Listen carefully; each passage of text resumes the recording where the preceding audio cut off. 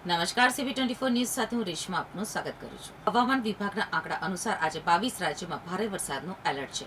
આગામી 7 દિવસ માટે વરસાદની આગાહી કરવામાં આવી છે.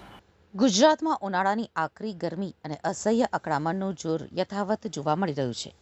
છેલ્લા 24 કલાકમાં રાજ્યના દક્ષિણ ગુજરાતના વિસ્તારોમાં છૂટાછવાયા સ્થળોએ હળવો વરસાદ નોંધાયો હતો, જ્યારે ઉત્તર ગુજરાત, સૌરાષ્ટ્ર અને કચ્છના વિસ્તારોમાં હવામાન સંપૂર્ણપણે સૂકું રહ્યું હતું.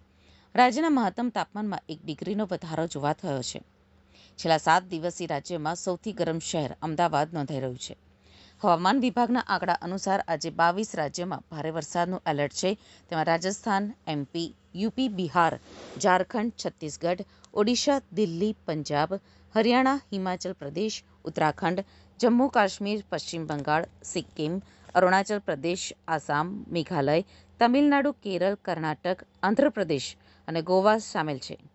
જ્યારે ગુજરાત સિવાયના અન્ય તમામ રાજ્યોમાં વરસાદનું યલો એલર્ટ છે. હાલમાં ચોમાસું 7 દિવસથી એક જ જગ્યાએ અટક્યું છે.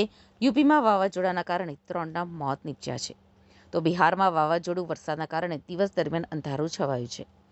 હવામાન વિભાગના જણાવ્યા મુજબ આગામી 7 દિવસ દરમિયાન મહત્તમ તાપમાનમાં કોઈ જ મોટા ફેરફારની શક્યતા નથી. જોકે ચોમાસા માટે સાનુકૂળ પરિસ્થિતિઓ વચ્ચે રાજ્યના વિવિધ ભાગોમાં તબક્કાવાર વરસાદી માહોલ જોવા મળી શકે છે.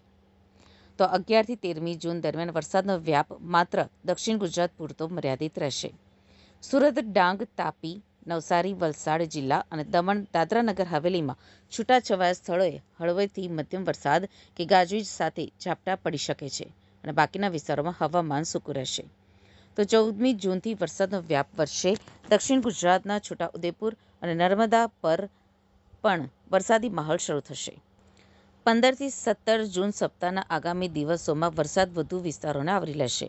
ઉત્તર ગુજરાતના પંચમહાલ, દાહોદ, મહીસાગર, મધ્ય ગુજરાતના વડોદરા અને ભરૂચ સહિત દક્ષિણ ગુજરાતના તમામ જિલ્લાઓ તેમજ સૌરાષ્ટ્રના અમરેલી, ભાવનગર, ગીર સોમનાથ અને દીવમાં છૂટાછવાયા સ્થળોએ વરસાદી ઝાપટા પડવાની પ્રબળ સંભાવના છે.